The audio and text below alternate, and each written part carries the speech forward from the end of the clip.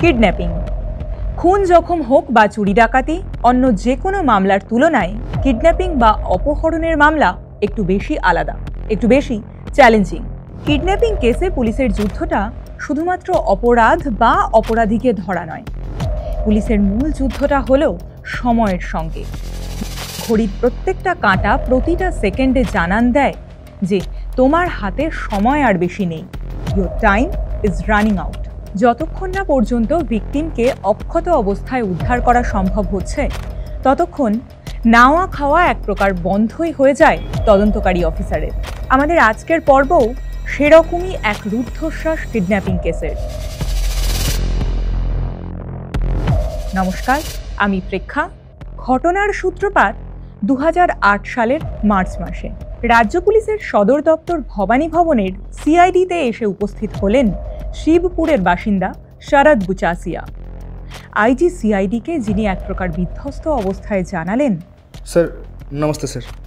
Sir मेरा नाम शरद बुचासिया, मेरे बड़े भैया सर श्रीराम बुचासिया लगभग एक हफ्ता हो गया है सर, किडनैप किया गया है।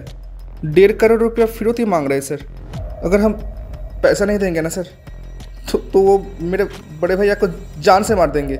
ঠিক কি হয়েছে একটু খুলে বলুন। তাছাড়া 7 দিন আগে হয়েছে বলছেন, আর আজ এলেন? डर की वजह से मैं पहले नहीं आया था सर। 8 मार्च शाम 5 से 5:30 बजे के बीच भैया घर से निकले थे। भाभी को कह कर गए थे कि दोस्तों के साथ एक पार्टी में जा रहे हैं, लौटने में थोड़ा रात हो जाएगा। उसके बाद रात 11 बजे भाभी के पास भैया का फ़ोन आता है कि उसे अचानक किसी बिजनेस के सिलसिले में बाहर जाना पड़ रहा है, अगले दिन फ़ोन करेंगे। लेकिन उसके बाद कोई संपर्क नहीं। भाभी बार बार फ़ोन कर रही है, हर बार फ़ोन काट जा रहा है। এরপর अचानक कल शाम भैया के फ़ोन से किसी ने भाभी को फ़ोन किया, बताया कि उन्होंने दादा को किडनैप किया है, 1.5 करोड़ रुपया देना होगा, और अगर हम चालाकी की या पुलिस को बताने की कोशिश की तो भैया को जान से मार देंगे। বুচাসিয়াদের জয়েন্ট ফ্যামিলি। 2 ভাই একসঙ্গে থাকেন হাওড়ার শিবপুরে। বড় ভাই শ্রীরাম বুচাসিয়া পেশায় বিজনেসম্যান, ছোট ভাই শরদ পেশায় চার্টার্ড অ্যাকাউন্ট্যান্ট।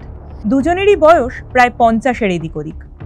এই বড় ভাই শ্রীরামই 8ই মার্চ থেকে নিখোঁজ। দ্রুত বৈঠকে বসলেন সিআইডির কর্তারা। কেসের দায়িত্ব গিয়ে পড়ল সিআইডির তরুণ সাব ইন্সপেক্টর পল্লব গাঙ্গুলির উপর, যিনি নিজের টিমের সঙ্গে একবার জরুরি আলোচনাগুলো সেরে নিলেন। শোনো, কয়েকটা ব্যাপার মাথায় রাখা দরকার। ফার্স্টলি, এই কিডন্যাপিংয়ের বিষয়টা মিডিয়ায় জানাজানি হলে তুমুল হইচই হবে, কিন্তু তাতে একটা রিস্ক থাকবে। কিডন্যাপাররা এই প্যানিক করে ভিকটিমকে মেরে ফেলতে পারে, তাই আপাতত বিষয়টা যাতে পাবলিক হয় সেটা কিন্তু খেয়াল রাখতে হবে সবাইকে। Be careful. সেকেন্ডলি, ফোন যখন একবার এসেছে র্যানসাম অ্যামাউন্ট চেয়ে, মুক্তিপণ চেয়ে, তখন দ্বিতীয়বারও আসবেই। এবার ফোন করে যা হয়ে থাকে, টাকা পাঠানোর স্থান, কাল, পাত্র ইত্যাদি জানাবেই ওরা। শরদকে ফোন চালিয়ে যেতে হবে। যখন পরের ফোনটা আসবে বলতে হবে যে 1.5 কোটি দেওয়া অসম্ভব, পারবে না, এই বলে একটা কম দামের একটা অ্যামাউন্টে নেগোশিয়েট করতে হবে। আর যতক্ষণ সম্ভব ফোনে কথাবার্তা চালিয়ে যেতে হবে। এটা ব্রিফ করতে হবে শরদকে ঠিক করে। এতে যেটা হবে, কলারের টাওয়ার লোকেশন ট্র্যাক করতে পারবে সিআইডির মনিটরিং সেল। যতক্ষণ কথাবার্তা হবে তত সুবিধে আমাদের। আর 3 নম্বর হলো, কিডন্যাপাররা ফোনগুলো কোথা থেকে করছে? শ্রীরামের ফোন থেকে, রাইট? ধরে নিচ্ছি নিশ্চিতভাবেই পরের ফোনগুলো ওই ফোন থেকেই করবে, নিজেদের ফোন ইউজ করছে না। তাই শ্রীরামের ফোনে সিডিআর বা কল ডিটেলস রেকর্ড চেক করাটা ভীষণ জরুরি। ইকুয়ালি ইম্পর্টেন্ট হচ্ছে আইএমই সার্চ ফেলা। স্যার, টাওয়ার লোকেশন আর সিডিআর চেক করে যেটা দেখা যাচ্ছে, যেদিন শ্রীরাম কিডন্যাপ হন সেদিন সন্ধ্যাবেলা এই 7:05 নাগাদ তার ফোনের টাওয়ার লোকেশনটা সল্টলেক সিটি সেন্টারের আশেপাশে এলাকায় এসে বন্ধ হয়ে যায়। তার মানে শ্রীরাম সেদিন হাওড়া থেকে সল্টলেক গিয়েছিলেন, কিন্তু কেন?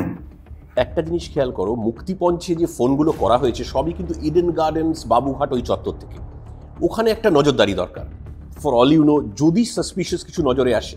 হ্যাঁ, আমি বুঝতে পারছি যে ব্যাপারটা একটু খড়ের গাদায় সূচ খোঁজার মতো হয়ে যাবে, অত বড় একটা জায়গা, সবসময় ফ্লোটিং ক্রাউড থাকে, কিন্তু চেষ্টা তো করতেই হবে।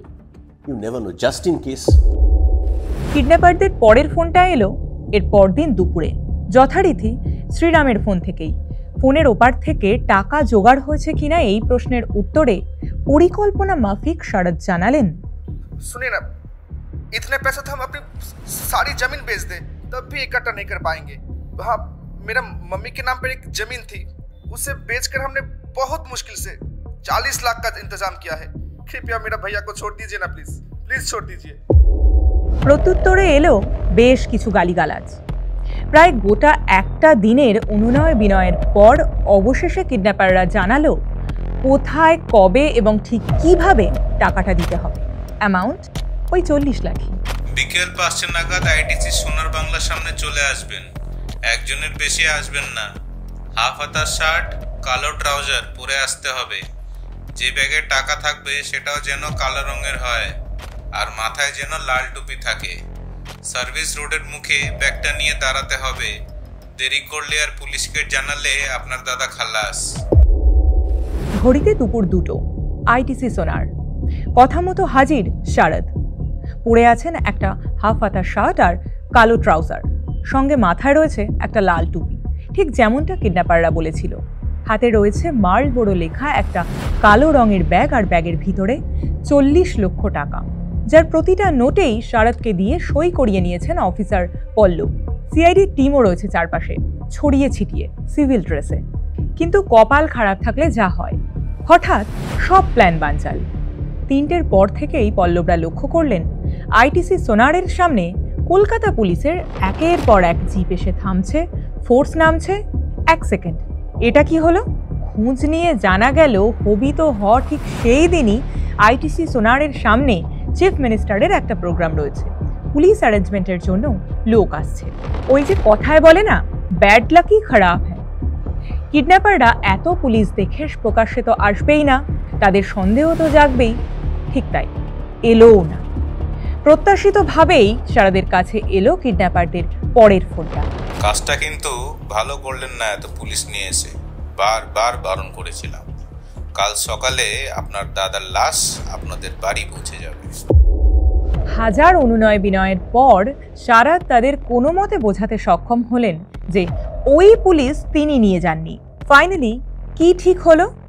টাকা হ্যান্ড ওভার হবে ঠিক পরের দিন বিকেল 4টের সময়। আজকের এই একই পোশাকে হাওড়া স্টেশনের বড় ঘড়ির নিচে শারদকে আসতে বলল কিডন্যাপাররা। ব্যাস, পরদিন দুপুর থেকেই সিভিল ড্রেসে হাওড়া স্টেশনের বড় ঘড়ির চারপাশে শুরু হয়ে গেল পুলিশি প্রহরা। পুলিশের তরফ থেকে পল্লবরা আজ 5 জন এসেছেন। বেছে বেছে তাদেরকেই টিমে নেওয়া হয়েছে যারা শারীরিকভাবে বেশ ফিট, দৌড়তে পারবেন, লম্ফঝম্প করতে পারবেন, প্রয়োজনে মারপিটও করতে পারবেন। পল্লব ঠিক করেছেন টাকার ব্যাগটা আজকে তিনি নিজের কাছেই রাখবেন। শারদ এমনিতে বেশ ভারী চেহারার মানুষ, ধীরে সুস্থে হেলে দুলে চলেন। হাওড়া স্টেশনের এত ভিড়ের মধ্যে ওই অত ভারী ব্যাগ নিয়ে দৌড়োদৌড়ি তার পক্ষে পসিবল হবে না। টাকার ব্যাগটা কাঁধে নিয়ে নিজের টিম মেম্বারদের সঙ্গে বেশ কিছু আলোচনা সেরে নিচ্ছিলেন পল্লব। কিডন্যাপারদের ফোন এলো। ঘড়িতে তখন বিকেল 4টে। 4:30 7 নম্বর প্ল্যাটফর্ম থেকে একটা লোকাল ট্রেন ছাড়বে, ওটায় উঠে পড়ুন। সাঁতরাগাছি স্টেশনে ঢোকার মুখে ধান জমিতে একজনকে দেখতে পাবেন, নীল চেক শার্ট পরা। ট্রেন থেকেই ব্যাগটা ওর দিকে ছুঁড়ে দেবেন। আবার বলছি, কোনো চালাকি নয়, টাকা ঠিকঠাক পেলে কালকের মধ্যেই বাড়ির লোককে ফেরত পেয়ে যাবেন। হাতে বেশি সময় নেই। তড়িঘড়ি 6টা আপ লোকাল ট্রেনের টিকিট কেটে উঠে পড়লেন পল্লবরা। সময় মতোই ট্রেন ছেড়েছে। ট্রেনটা সাঁতরাগাছি ঢোকার ঠিক মুখে টাকার ব্যাগটা পল্লব ছুঁড়ে দেবেন ঠিকই। সঙ্গে সঙ্গেই ট্রেনটা যেই একটু স্লো হবে, লাফিয়ে নেমে পড়বেন প্রত্যেকে। দৌড়ে ধরে ফেলবেন অপরাধীকে। প্রত্যেকের কোমরে গোঁজা রয়েছে আগ্নেয়াস্ত্র। পল্লব 40 লাখ টাকার ব্যাগটা নিজের কাঁধেই রেখেছেন। চারপাশে সবাই প্রস্তুত। ট্রেনটা সাঁতরাগাছি ঢুকবো করছে। ওই যে ঢোকার মুখে ওই যে ঢুকছে, ওই ধান জমিতে দাঁড়িয়ে আছে, দেখ, নীল চেক শার্ট পরা লোক, সাদা রুমাল, হি ইজ আওয়ার ম্যান। সবাই রেডি। আমি না বলা অবধি যেরকম বলেছি, নোবডি উইল ফায়ার। সহকর্মীদের উদ্দেশ্যে কথাগুলো বলেই টাকার ব্যাগটা ছুঁড়ে দিয়েছেন পল্লব। নীল চেক শার্ট পরা লোকটা প্রাণপণ দৌড়ে টাকাটা তুলে নিচ্ছে। এবার পল্লবদের অ্যাকশনের পালা। কিন্তু এ কি? আরে, ট্রেনটা থামছে না কেন? স্লো তো হচ্ছে না। আরে, এই ট্রেনটা থামছে না কেন? দেখ, পালাচ্ছে নীল চেক। ওই যে স্পিড কমছে না। এই স্পিডে নামবো কি করে? আশ্চর্য তো। পল্লবদের অবস্থা দেখে মুখ খুললেন এক সহযাত্রী। আরে দাদা, করছেনটা কি? এক্ষুনি পড়ে যাবেন তো আপনারা। এটা থামবে না স্টেশনে, জেনে ওঠেননি? এই ট্রেনটা তো galloping, first of Uluberia. Galloping মানে next of Uluberia? My God, ওরা কি তাহলে জেনে বুঝে ট্রেনটা সিলেক্ট করিস? সাফল্যের একদম চৌকাঠ থেকে ফিরে আসতে হলে যা হয়, চূড়ান্ত হতাশাগ্রস্ত হয়ে পড়লেন পল্লব এবং তার টিম। টাকাও গেল, আবার ভিকটিমকে উদ্ধার করার ব্যাপারে এক পাও এগোনো গেল না। মানে হাতে একটা পেন্সিলও রইল না। চূড়ান্ত হতাশাগ্রস্ত পল্লব বসে রয়েছেন নিজের অফিস রুমে। ঠিক তখনই এসব 7-5 ভাবার মধ্যেই হঠাৎ সিআইডির মনিটরিং সেল থেকে একজন অফিসার হন্তদন্ত হয়ে ছুটে এসে জানালেন, স্যার, শ্রীরামের ফোনে কিছুক্ষণ আগে একটা 20-22 সেকেন্ডের কল ঢুকেছিল। কলার হিন্দিতে বলল, आसनसोल निकल रहा हूँ, कल शाम का ट्रेन पकड़ना है, पुणे पहुँच के बात करते हैं। সঙ্গে সঙ্গে উঠে দাঁড়ালেন পল্লব। শ্রীরামের ফোনের লোকেশনটা বলো, কুইক। লেক টাউন স্যার। আর যে ফোনটা করেছিল তার? স্যার ওটা Shaktigarh. Caller is subscriber details আর ক্যাফ ওই কাস্টমার অ্যাপ্লিকেশন ফর্ম থেকে কি জানা যাচ্ছে? রেকর্ড বলছে ফোনটা নীলেশ সিং নামের মুম্বাইয়ের এক লোকের, মনে হচ্ছে ভুয়ো। লোকটার পাসপোর্ট সাইজ ছবি পাওয়া গেছে স্যার, যেটা দিয়ে সিমটা তোলা হয়েছিল। দেখে যতটুকু বোঝা যাচ্ছে লোকটার বয়স এই 30-এর আশেপাশে। মুখটা লম্বা, মাথা ভর্তি চুল। সাঁতরাগাছিতে যে লোকটা টাকার ব্যাগ নিয়ে দৌড়চ্ছিল সম্ভবত সে নয়। উত্তেজিত পল্লব সঙ্গে সঙ্গে সিদ্ধান্ত নিলেন, শুনুন, ভালো করে শুনুন, লেটস প্ল্যান থিংস আউট। হাতে সময় নেই বেশি। কাল শাম কো ট্রেন পকড়না হ্যায় মানে কাল সন্ধেবেলা আসানসোল থেকে পুনের ট্রেন ধরবে। আর আসানসোল থেকে পুনের লিস্টটা হ্যাঁ দাও, বিকেলে 4টে ট্রেন, দুপুর থেকে সন্ধে। যদি দুপুরই ধরি, ফার্স্টটা 1:45, পরেরটা বিকেল 4:10, তারপরেরটা 7:05 এই যে, আর লাস্ট ট্রেন রাত 11:30। প্রতিটা ট্রেনকে টার্গেট করতে হবে একদম দুপুর থেকেই। পরদিন সকাল 10টার মধ্যেই আসানসোল পৌঁছে গেলেন পল্লবরা। 4টে ট্রেনেই নজর রাখতে হবে। স্টেশনে ঠিক ঠিক করছে লোক। আসানসোল পুলিশের টিমও প্রস্তুত। সবাই যে যার মতো পজিশন নিয়ে নিয়েছে। এবার শুধু নজর রাখার পালা। ভাগ্য শেষমেশ সহায়। 2:45 এবং 4:10 ট্রেনে কাউকে পাওয়া না গেলেও 7:05 ট্রেনে স্লিপার ক্লাসে ওঠার সময় পুলিশের জালে ধরা পড়ল নীলেশ সিং ওরফে খালিদ খান। সামান্য পুলিশি যত্নআতিতেই যে খুব সহজেই স্বীকার করে নিল কাজটা সে করেছে ঠিকই, তবে প্ল্যানটা শাদাব নামে একজনের। এই শাদাবটাকে পুরোটা বল। শাহাদাব সিদ্দিকী স্যার। এই শাহাদাব সিদ্দিকী আমার বন্ধু। আমরা দুজনেই মুম্বাইতে থাকি। প্ল্যানটা স্যার পুরো ওরই। ওকে কোথায় পাবো? কোথায়? সত্যি না বলে তুই জানিস কি হবে তোর? কাল ভোরের ফ্লাইটেই মুম্বাইতে চলে যাচ্ছে শাহাদাব, তবে আজ কোথায় আছে জানি না। আর শ্রীরাম? জগাছায় স্যার। সঙ্গে সঙ্গে ফোনে সিআইডিকে সবটা জানালেন পল্লব। উত্তরে যা জানালেন তাতে কিছুটা হলেও স্বস্তির নিঃশ্বাস ফেললেন পল্লব। ভেরি গুড পল্লব, তবে অন্যদের ধরার চেষ্টা করো। ভিকটিমকে অলরেডি রেস্কিউ করা হয়েছে। হাত পা মুখ বেঁধে দমদম এয়ারপোর্টের কাছে আজ সকালেই কেউ ফেলে দিয়ে গেছিল। লোকাল পুলিশের পেট্রোলিং টিম দেখতে পেয়ে রেস্কিউ করেছে। জাস্ট কিছুক্ষণ আগেই খবরটা পেলাম। এবার তাহলে লক্ষ্য শাদাব সিদ্দিকী। মুম্বাইয়ের আর্লিয়েস্ট ফ্লাইট বুক করা হলো। নীলেশ অর্থাৎ খালিদের দেয়া তথ্য অনুযায়ী একেবারে কাক ভোরে এয়ারপোর্টে চেক ইন করলেন পল্লব এবং তার টিম। এয়ারপোর্টে খালিদকে একটা হিজাব পরানো হয়েছে, পাছে ওই শাদাব সিদ্দিকী খালিদকে দেখে চিনতে পেরে গা ঢাকা দিয়ে দেয়। না, এবার আর তীরে এসে তড়ি ডুবতে দেওয়া যাবে না। তাই এবার কোনো রিস্ক নেননি পল্লব। শোনো, 5টা ফ্লাইট রয়েছে কলকাতা থেকে মুম্বাইয়ে সকালের। এগেন 4:45, 5:45, পরেরটা 6:05, 6:35, 7:05, 7:25, তারপর আবার সেই 11টায়। গেলে এই 5টা ফ্লাইটের মধ্যেই যাবে। 4:45টার ফ্লাইটের জন্য সিকিউরিটি চেক কটা থেকে শুরু হওয়ার কথা? 4:30 থেকে। ওই তো শুরু হয়ে গেছে, দেখাচ্ছে। Be alert everybody. Right sir. Security check point থেকে প্রত্যেকটা প্রবাবল এরিয়াতে আমাদের ফোর্স রাখা আছে স্যার। গ্রেট, কিন্তু এই নীলেশ মালটা আবার মিথ্যে কথা বলছে না তো? প্যাসেঞ্জার লিস্ট চেক করেও শাদাবের সিদ্দিকীর নামটা তো পাওয়া যাচ্ছে না। অবশ্য না পাওয়ারই কথা। ডেফিনেটলি নিজের নামে বুক করবে না, নির্ঘাত কোনো ভুয়ো নাম দিয়ে বুক করেছে। 7-17 ভাবতে ভাবতেই অপেক্ষা করতে থাকেন পল্লব এবং তাঁর টিম। সকলেরই প্রতীক্ষা একজনের জন্য। তবে প্রতীক্ষা দীর্ঘস্থায়ী হলো না। এই 5:45 ফ্লাইটে সিকিউরিটি চেকের সময়ই নীলেশ ইশারা করল একজনের দিকে। মুহূর্তেই তাকে ঘিরে ফেললেন পল্লবরা। What is it? बताते पहले बाहर तो निकल।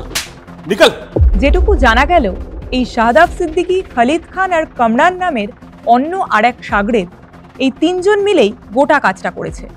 মুক্তিপণের টাকাটা ওরা রেখেছে অভিষেক নামে লেক টাউনের আর এক বন্ধুর ফ্ল্যাটে, যে বন্ধু হুনাক্ষরেও জানতে পারেননি এদের এই কীর্তির কথা। ব্যাস, পরের গন্তব্য লেক টাউন। তালাবন্ধ ফ্ল্যাট, তালা ভেঙে ভিতরে ঢোকা, চিরুনি তল্লাশি এবং তারপর সেখানে একটি দেরাজ থেকে উদ্ধার কালো রঙের সেই মালবড়ো ব্যাগ, যার মধ্যে থরে থরে সাজানো 500 আর 1000 টাকার নোটের বান্ডিল। সেই টাকা যে টাকায় শারাদ সই করেছিলেন, তবে 40 লাখ নয়, 23 লাখ। বাকি 17 গেল কোথায়? মুম্বাইতে নিধির কাছে স্যার। নিধি কে? আমার গার্লফ্রেন্ড স্যার, মুম্বাইতে থাকে। পুরোটা খুলে বল। স্যার আসলে ব্যবসার কাজে শ্রীরামকে মাঝে মাঝেই মুম্বাই যেতে হতো। ব্যবসা সূত্রেই ওর সঙ্গে আলাপ হয়েছিল আমার আর খালিদের। আর ওই কামরান আছে না, ওই কামরান, ওই আসলে আলাপটা করিয়ে দিয়েছিল আমাদের সঙ্গে লোকটার। তারপর আমরা জানতাম লোকটার হেভি পয়সা, আর মেয়েদের ব্যাপারে তো উইকনেস আছেই, তাই ওকে কিডন্যাপ করে কিছুটা টাকা পয়সা হাতিয়েই নিতে চেয়েছিলাম। তাই আমরা তিনজন মিলে একটা প্ল্যান করলাম। কি প্ল্যান? স্যার আমার বান্ধবী আছে মুম্বাইতে, নিধি। ঠিক করলাম নিধিকে কলকাতায় নিয়ে যাব।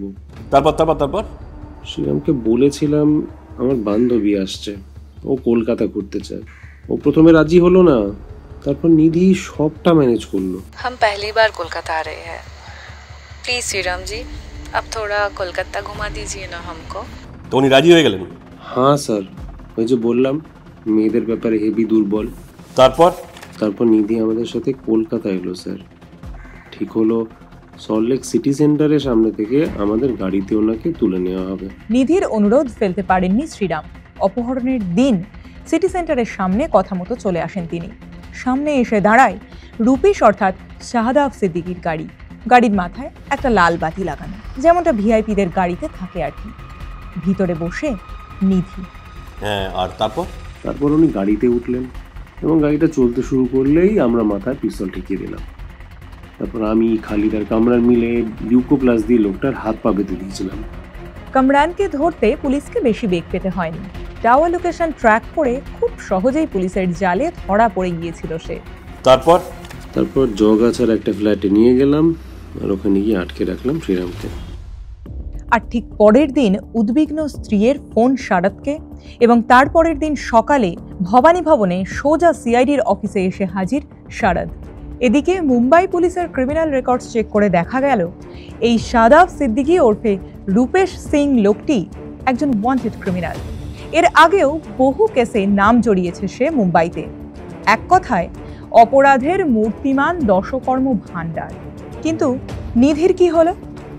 বহু খোঁজাখুঁজি করেও নিধির কোনো খোঁজ পাওয়া যায়নি। সেই আমলে 17 লক্ষ টাকা তো আর কম টাকা নয়। সেই টাকা নিয়ে সে আদৌ দেশে আছে না বিদেশে কোথাও পালিয়ে গেছে সেটা জানা যায়নি। পুলিশি ভাষায় নিধি এখনও ফেরার, অর্থাৎ অ্যাবসকন্ডার।